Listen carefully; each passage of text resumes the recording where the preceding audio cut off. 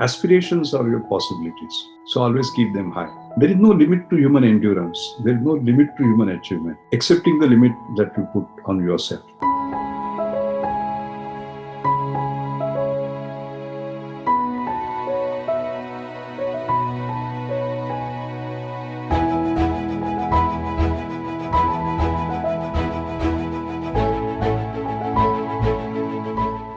Namaste. Welcome to Agastya's Sarga Samvad, a series of dialogues with inspiring Indians. I'm Vinay Dabholkar, a friend of Agastya, and today I'm delighted and honored to have with us Dr. Ramesh Mashelkar, a distinguished and inspiring Indian.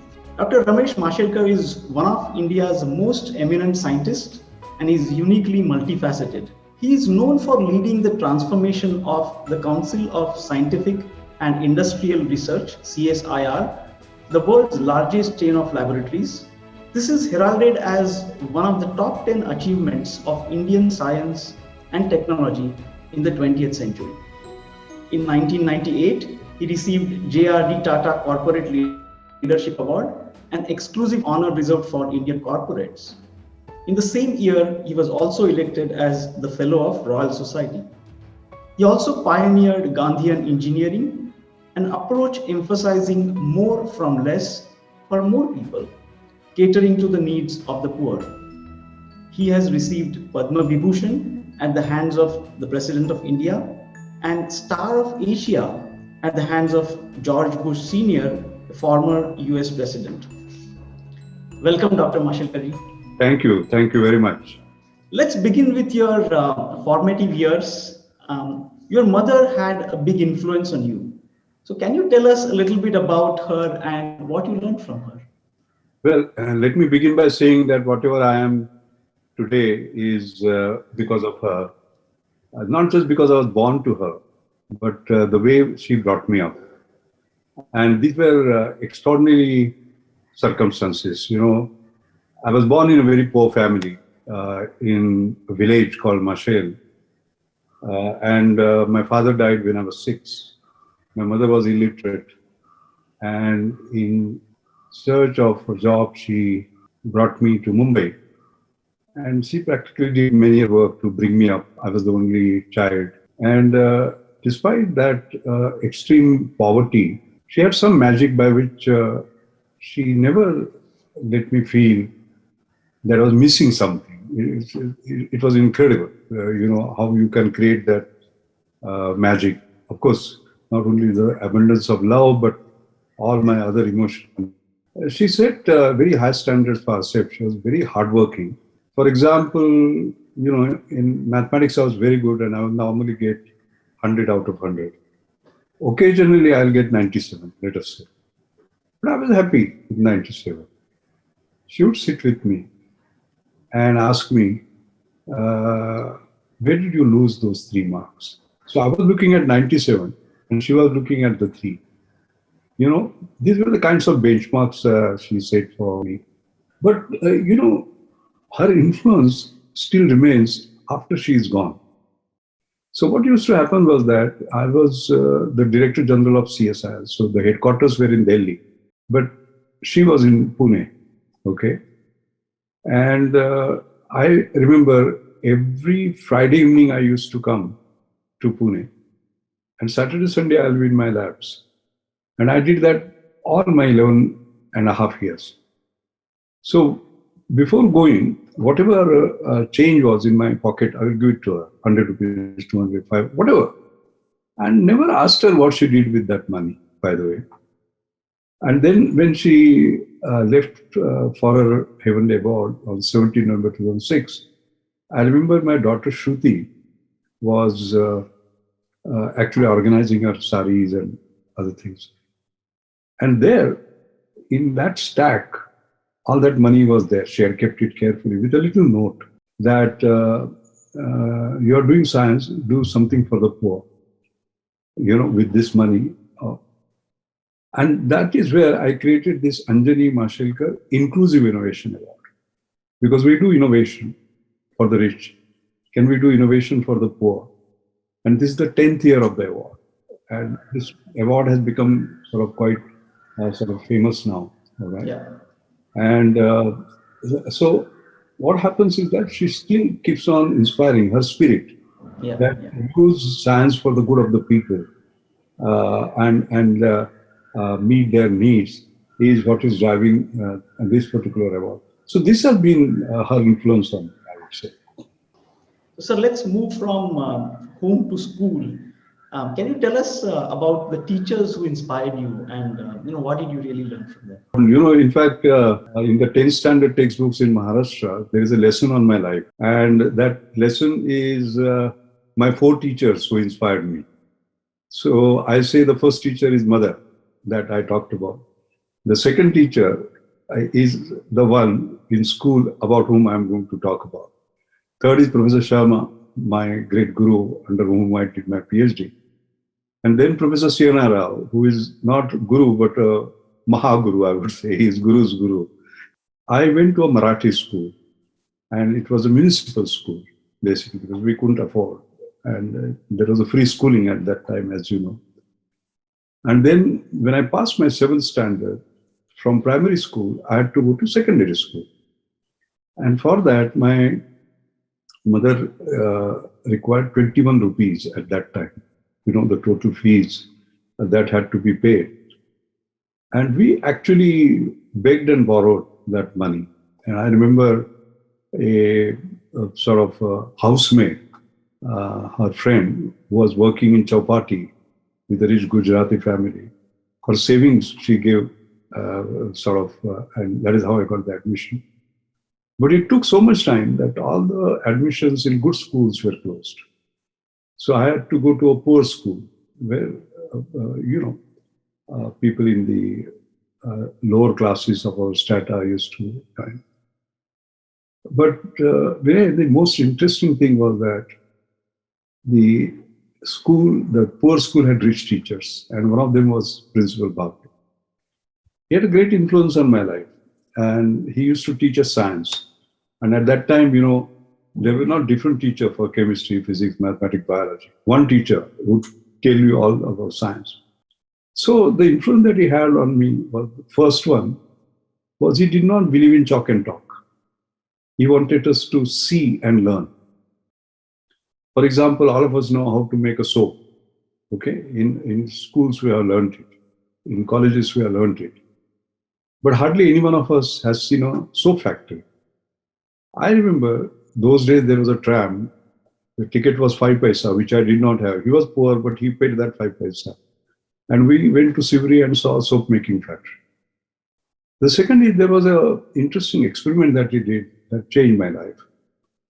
What happened was that he wanted to show us how to find the focal length of a convex lens. So he had that convex lens in hand. He had a piece of paper in hand, and he went out into the sun. All of us were looking at him. And he moved that lens up and down. And there was a bright point at a point, brightest point. And then he said, this is the focal length. Okay. And then for some reason, he held it. And the paper burnt. When it burned, for some reason, he turned to me and he said, like this, if you can focus your energies, you can burn anything in the world, you can achieve anything in the world. That was a wow moment for me. Because it did two things. I said, my God, science is so powerful. You just hold a glass and you can burn something. My God, that's magic. Science does the magic, so I must become scientist. The second was that focus and you can achieve anything, conserve. So that's why I always tell young people that you can do anything, but not everything. And therefore, you must sort of focus. But going forward, what it did was that it gave me a lot of other lessons as I grew up. I think one of them was that, actually, I'm talking about late 50s. In those days, we did not talk about renewable energy, right? We did not talk about solar energy, if you remember. And I started thinking about solar energy at that point in time, not in the way that we do just now. The second very important lesson he gave me was on leadership. Because if you look at a convex lens, what happens is that sun's rays are all parallel. And what is the property of parallel lines? They never meet. What does convex lens do? It makes them meet. So I would say that convex lens leadership, but if you look at the political scenario today, if you look at the country, race, religion, caste, language makes us parallel. We don't meet. So what we require is a convex lens leadership. Unfortunately, many times we have concave lens leadership. What does that do? Those parallel lines, they drive them sort of forward. So I have given even talks about the convex lens leadership, by the way, in my courses. But that one experiment can do so much, as you can see. Now, you mentioned your PhD thesis advisor. In your biography, this is also an interesting incident you mentioned when you had this PhD thesis interview by an external referee, and it was a turning point in your professional journey, as it is mentioned. What happened? Can you tell us? And what was your learning in that? I was always in the top of the class as far as chemical engineering was concerned. I had this guru, Professor M.M. Sharma, a great fellow. He had just come back from Cambridge, and he had studied under Professor Danckwerts, one of the fathers of chemical engineering, and he impressed me so much. Those were days of extreme poverty as far as laboratories were concerned. And I remember that my contingency for an entire year used to be 10,000 rupees. Can you just imagine? Just $130 per year, we used to do all the experiments. So therefore, our experiments had to be designed in such a way that they could be done despite the scarcity. So as a chemical engineer, one of the things that we do is reactions. There is a liquid A with liquid B, etc. So many times, the reactants are not in the liquid phase, but they are in the gaseous phase. So what you do is that you bubble the gas, all right? And in the liquid, the mass transfer takes place. The reactant is in the gas phase and another reactant in the liquid phase, so it gets transferred. So that was my study, and that was the easiest to do because all the equipment that I needed was a glass tube. My raw material was air, all right, and just a sort of a liquid, and then some other reactant. So I finished my PhD, and that work actually got even an international acclaim because some of the scale-up criteria that we developed were presented at international conferences by Professor Sharma, etc. So when my preparation for PhD came, I was all ready. Oh my God, now I'm internationally recognized and so on and so forth. And then came Professor Kumar from Indian Institute of Science. I consider him as sort of one of the gurus. Now, there, what happened was they started asking me simple questions because I had done all empirical studies. I did not know what was going on within that. I used to take sort of overall measures and say this is the amount, total amount, and so on. But at a microscopic level, what was happening was not clear. So, and he's a very nice, kind, humorous gentleman, I say. So he always calls me Mashelkar dear. So Mashelkar dear, why don't you draw a bubble? Then I drew a bubble, okay? And then he asked me about the stress field around the bubble. I had never heard of it. He started asking me about the hydrodynamics, the details of the motion of a bubble or the working of a two-phase system. And I knew nothing. And can you just believe it? I could not answer any of the questions. And when I went out, I thought, I will fail. In fact, he joked at the end, He said, Mashelkar dear, I must admire the binding of the book is very good. Your thesis is very good. But that did something to me. I said that I must look at the challenge of looking at fluid mechanics, fluid dynamics. So I had two offers to go because, as I told you, my mother had said you must study further and not. And one of them was a postdoctoral research fellowship, Leverhulme, which would last for only 9 months. The other one was a full-fledged associate lecturership in UK, in UMIST, University of Manchester Institute of Science and Technology. Okay. And in UMIST, what would I have done was to continue what Professor Sharma was doing. But here I was entering a field called non-Newtonian fluid mechanics. Okay, I had not even heard the word about it, but it was exactly what I would be doing by understanding fluid mechanics at a microscopic level and so on and so forth. So I took up the challenge of taking a temporary job of 9 months so that I could go there.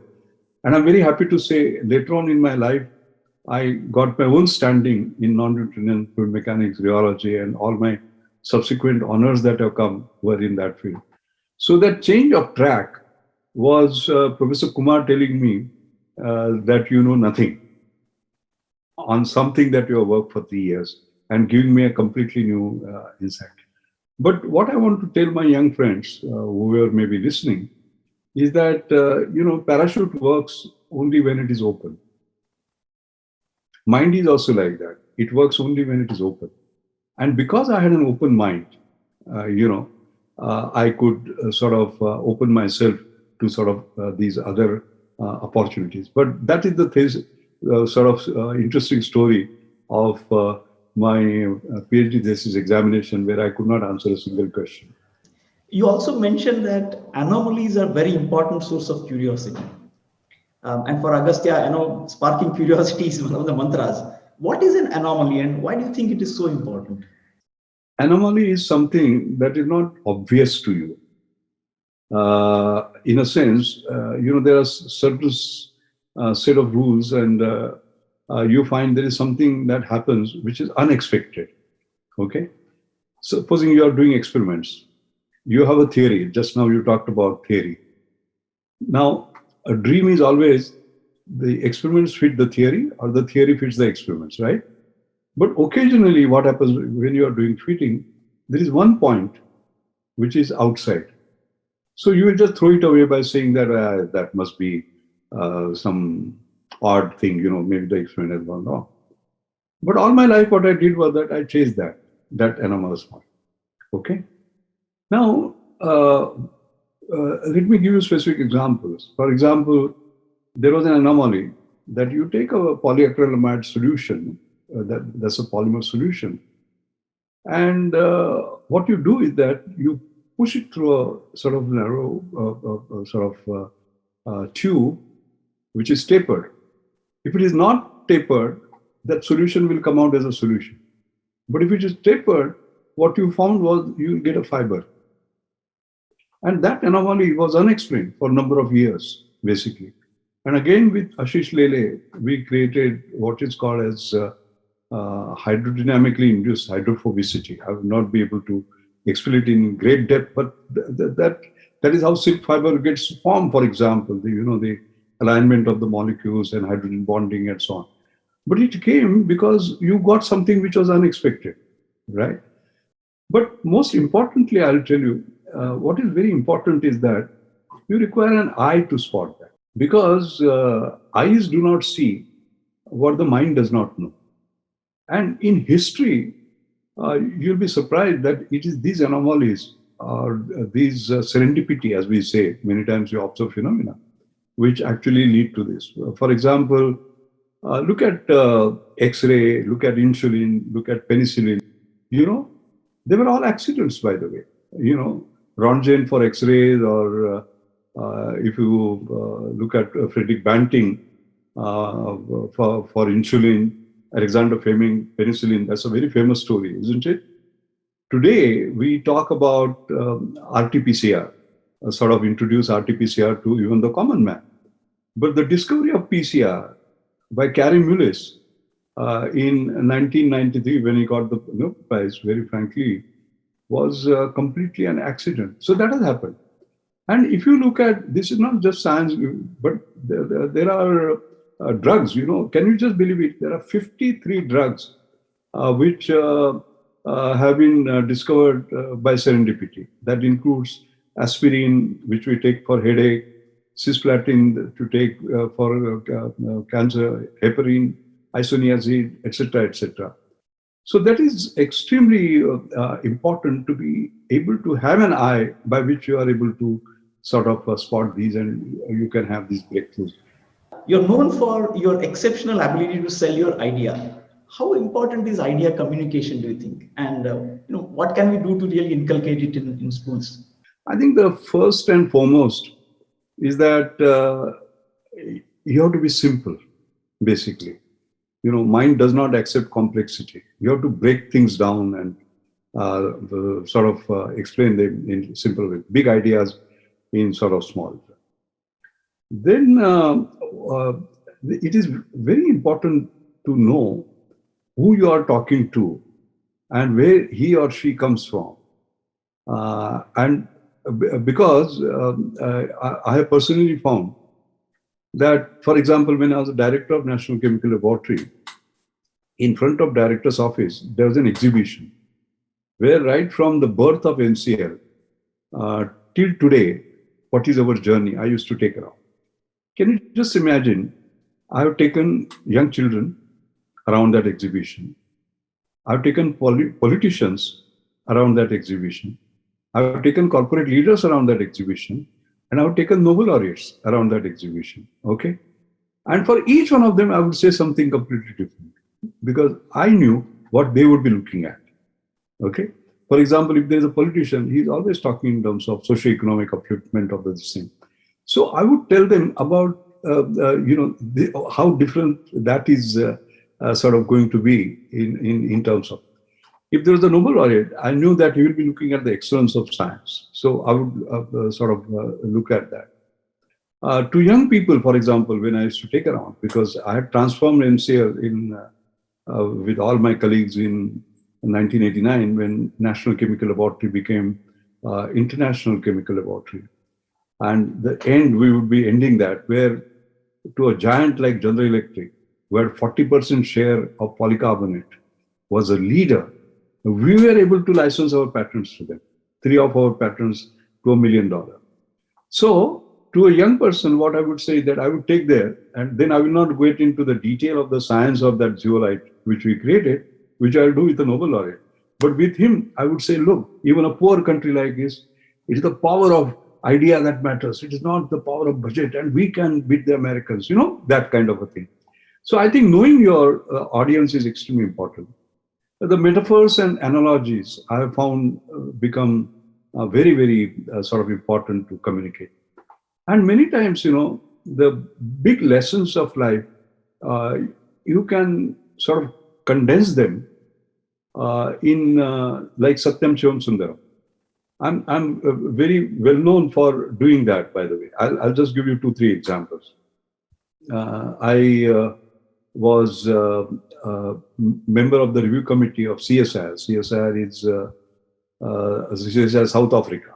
Okay, and that was just after Mandela had taken over. So the apartheid is gone and so on. And I saw the presentation that were made, and CSIR South Africa was all white, basically.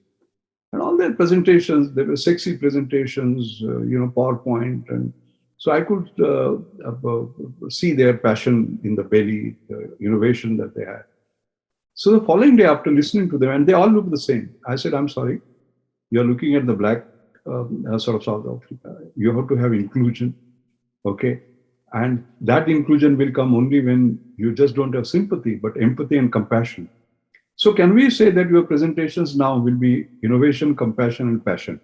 And can you believe it? That became the title of the complete sort of report. Because in those 3 lines, and to an extent where for next 2 to 3 years, they were carrying that innovation, compassion, passion on their visiting cards.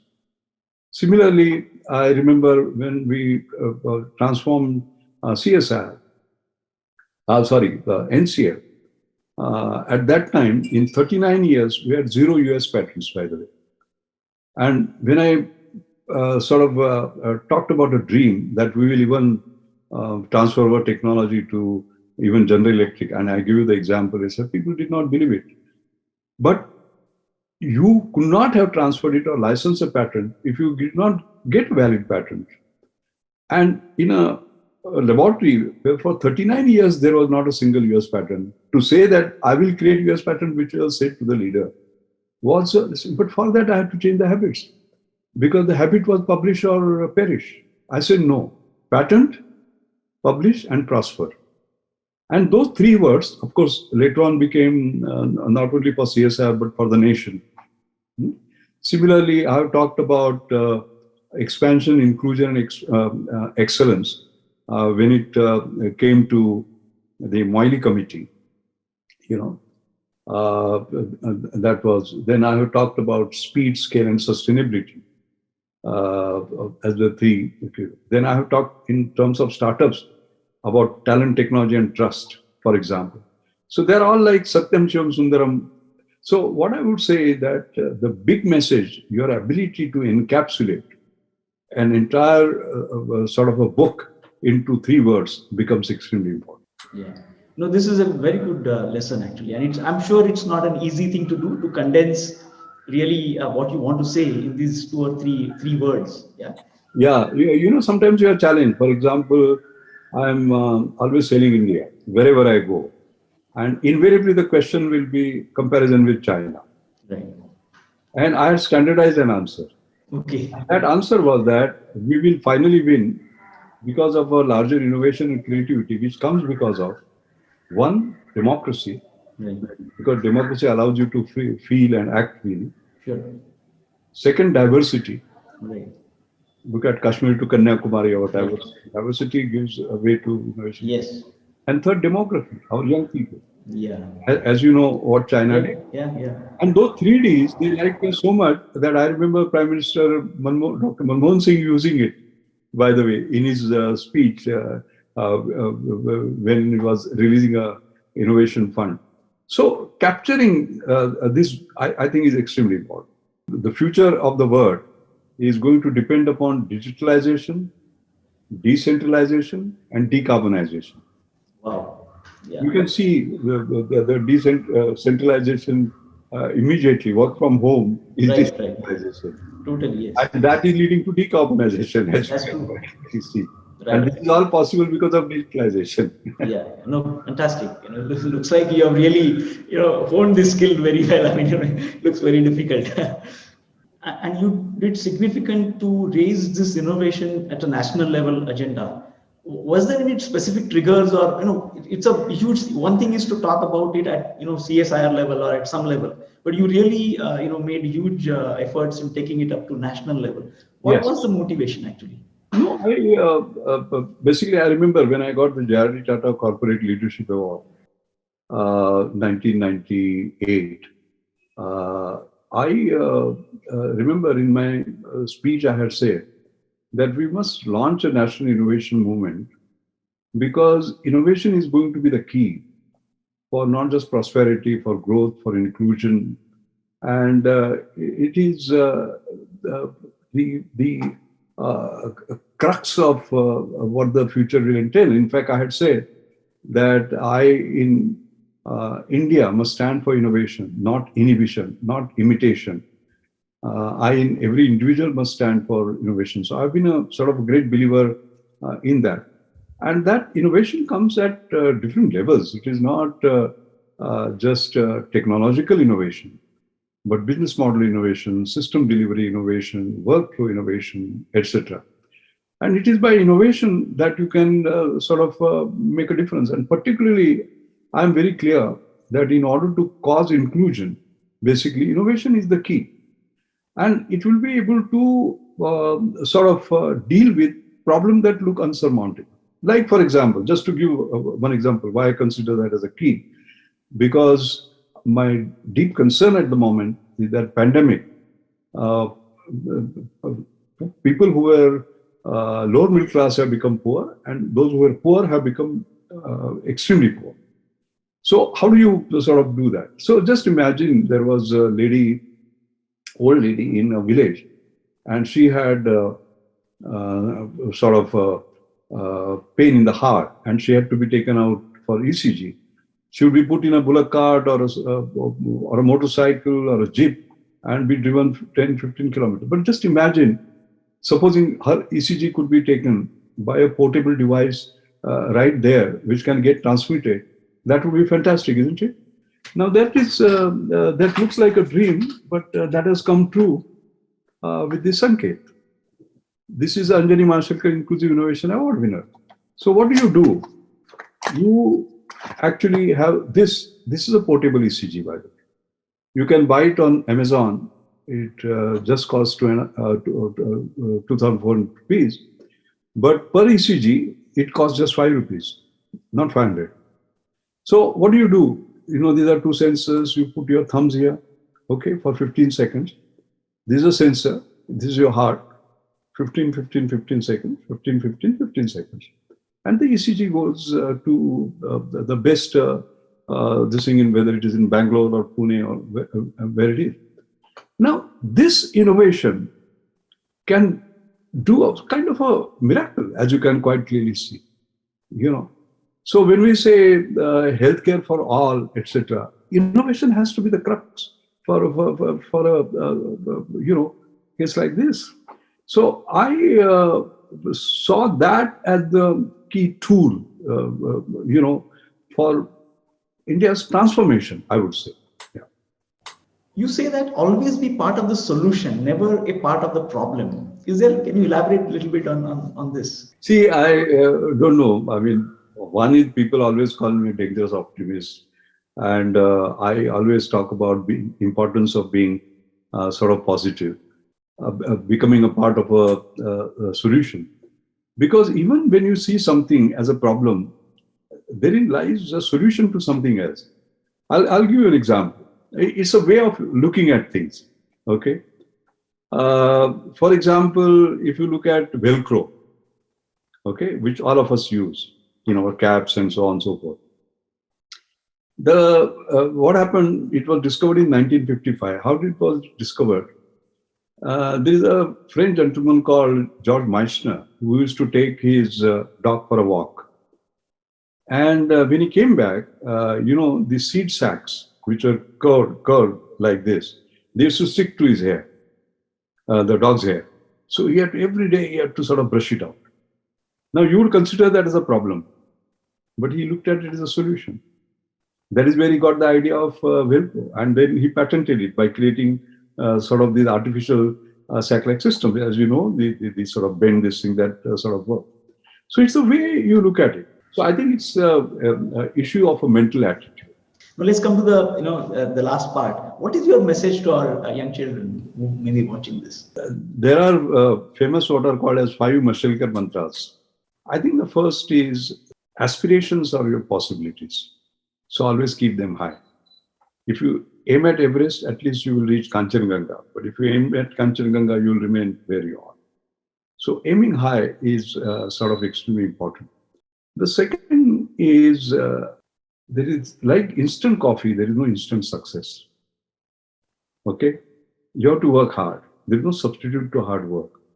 The third lesson is that you must have purpose in life. A North Star, as they call it, Dhruvatara, as they call it, and it has to be backed up with perseverance and passion. Right? You will fail, but interpret fail in a different way. Fail is FAIL.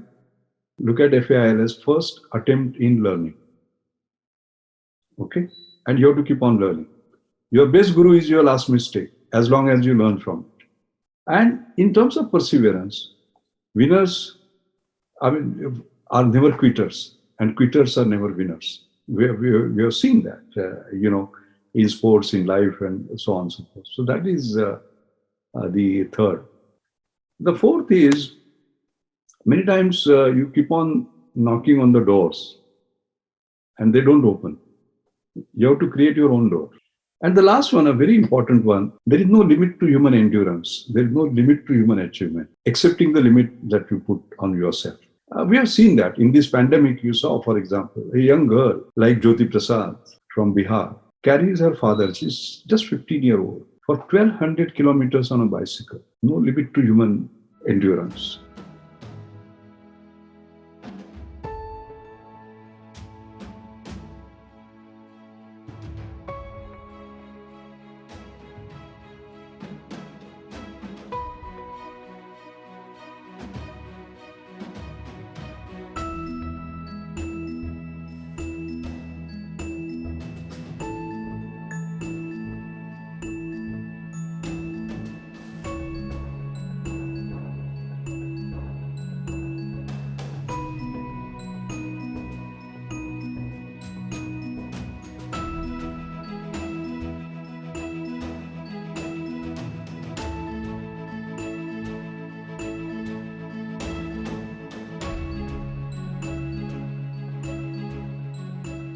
Now let's come to the last one, which is Agastya. What do you like about Agastya, and what's your message for Agastya?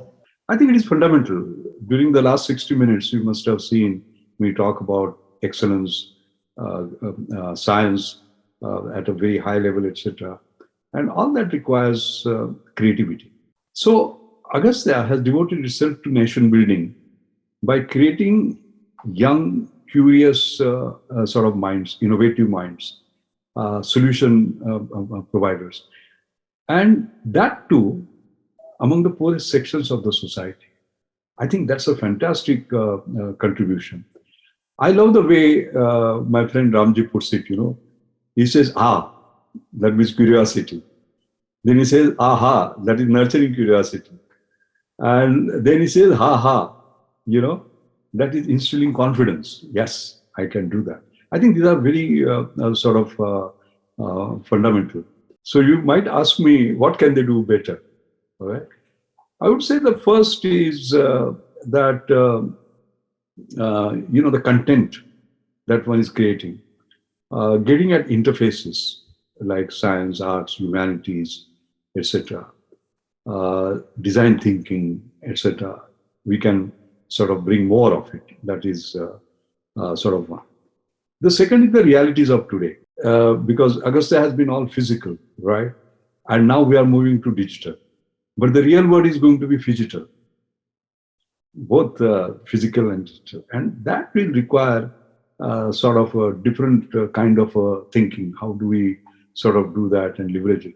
And there, I think what will be requiring will be both speed, scale, and sustainability. Personally, I'm a great admirer. In fact, I remember I chair Marico Innovation Foundation's awards. And Ramji kindly accepted that particular award and gave a really magical talk on that day, projecting what his dream would be. I think my own dream will be to support his dream by doing whatever I can. Beautiful. And, in this short time, you really shared all your wisdom with us. So it was really a pleasure and honor to really interact with you and listen to you. Thank you so much, Mashelkar ji. Yeah, pleasure and privilege was entirely mine. Thank you so much. Thank you, Agastya. Thank you all. Thank you.